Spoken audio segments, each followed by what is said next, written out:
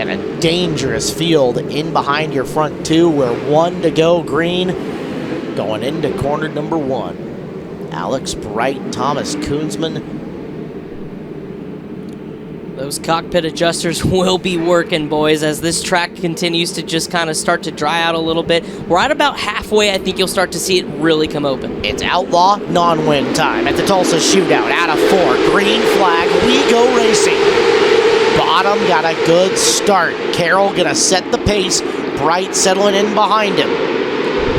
Alex Bright goes to the high side, making a bid early. Jake Nail looking to retake second, as it is Carroll, Bright, Nail, Koonsman, and Bishop, 1 through 5 early in this contest. Everybody down around the bottom through 3 and 4.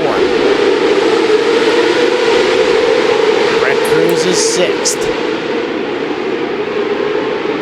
Got a couple of drivers kind of going up to the high side, got to run themselves in a surface without dropping back too far. You see them 3 wide. Kevin Thomas Jr. battling back in the field. I think it's either Beeson or Wise with him. That's Axum, actually. Axum trying to come along the high side of 3 and 4, really putting the pressure on KT, saying, come on, buddy, we got to get going. Kevin Thomas Jr. runs in the 11th position at the moment, trying to work his way in the outside groove as you see a couple of drivers experimenting with it. But right now, everybody up the front of the field just taking a nice conservative lane around the bottom of the speedway. Chris Carroll has led the opening 5 laps. Alex Bright just kind of keeping pace as your top 6 have broken away from the rest of the field. Jason Persley throwing it up top there, so we just got a huge glob of dirt hit the Brian Gabinski announcer's booth.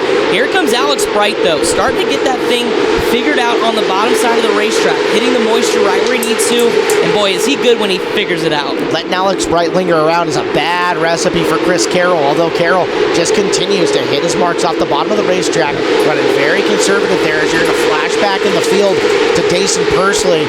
Kyle Amerson up in there, and the 42 of Andy Bishop. Persley down to the bottom, pressuring Bishop for position. They run for 8th.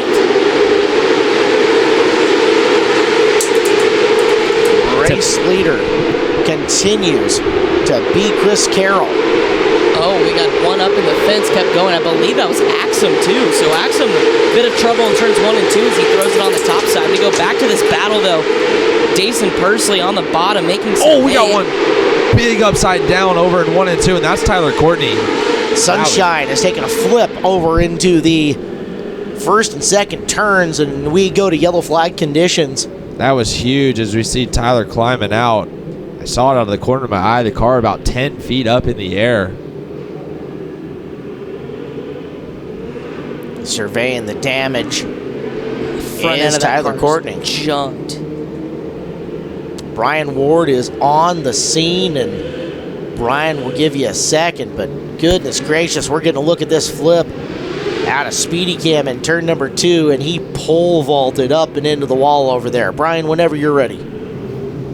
Tyler, you went way up in the air on that one. Tell me what happened there.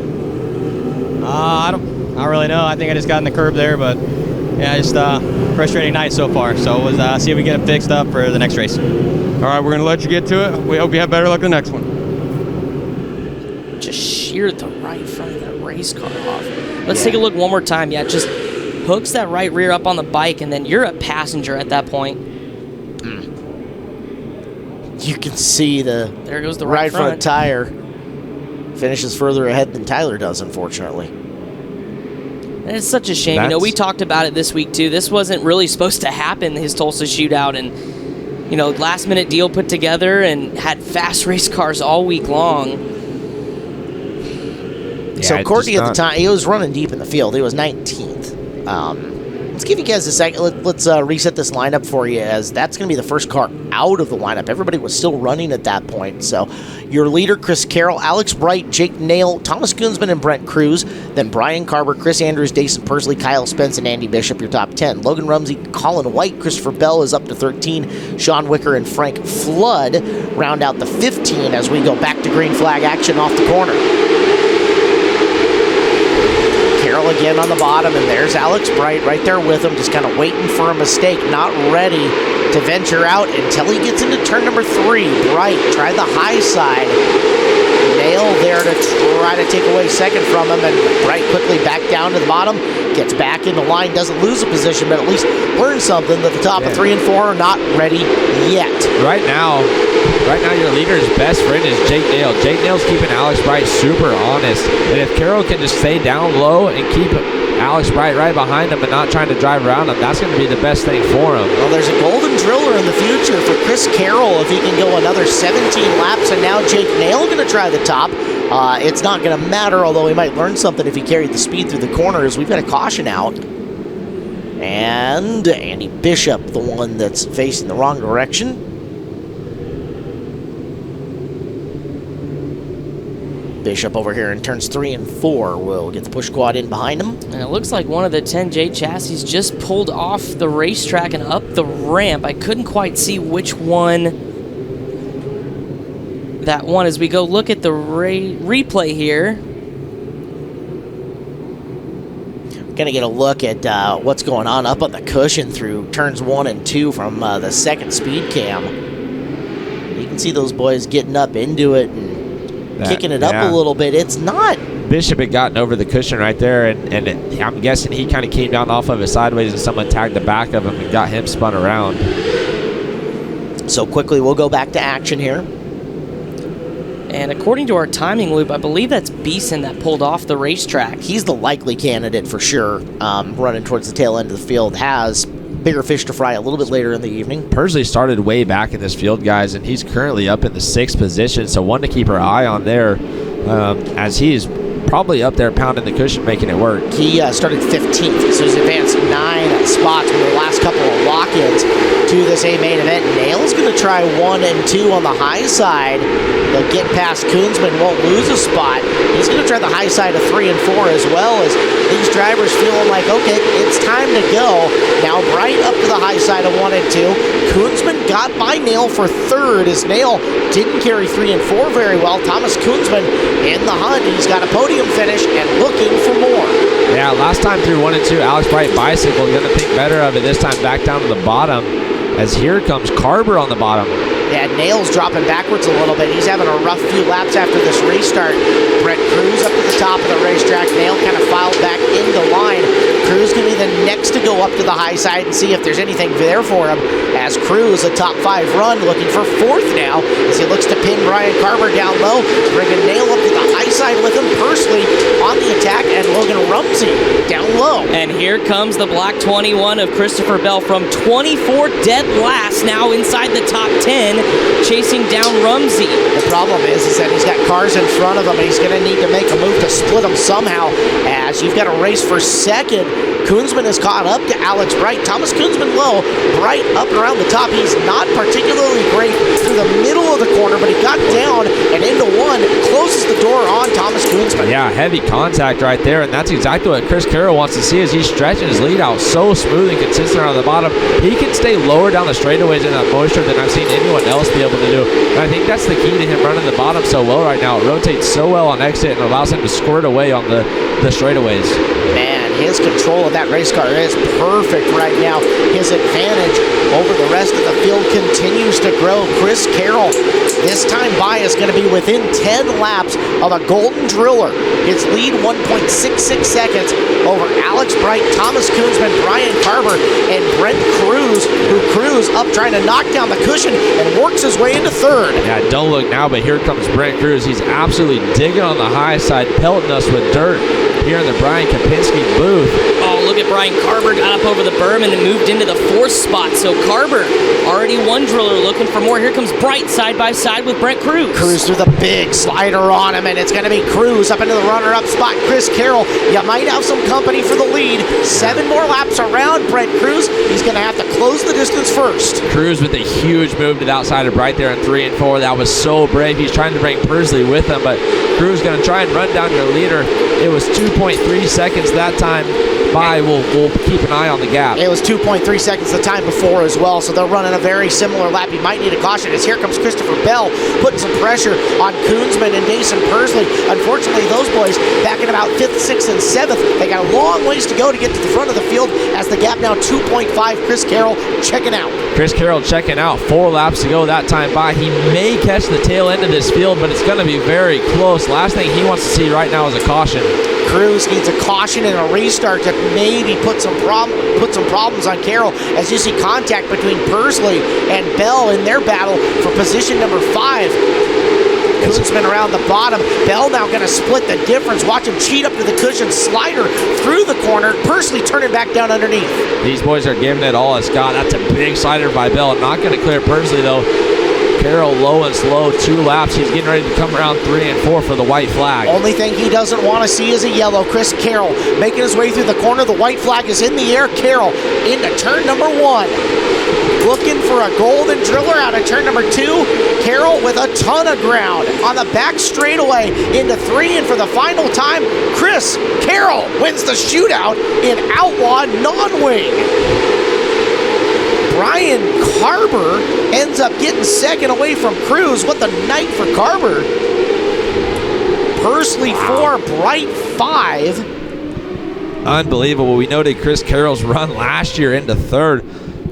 30 perfect laps around the bottom, never contested. He was the class of the field right there. Huge first ever driller for Chris Carroll.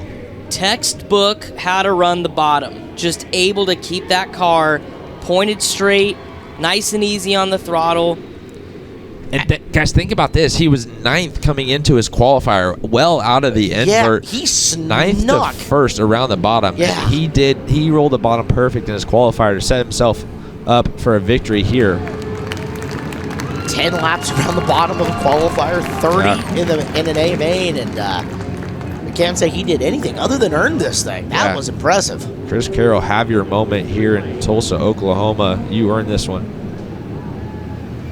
From Claremore, as here they come into victory lane. Look at that crew celebrate.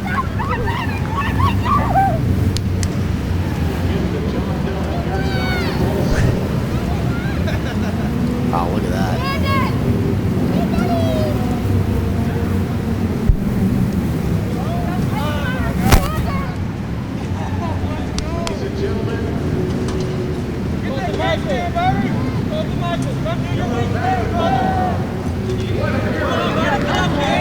Getting up there with the kids. This is cool.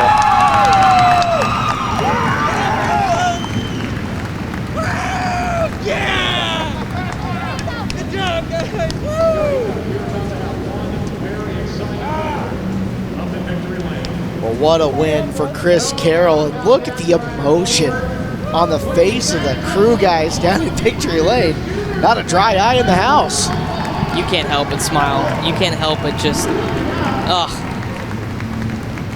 all the hard work, his kids.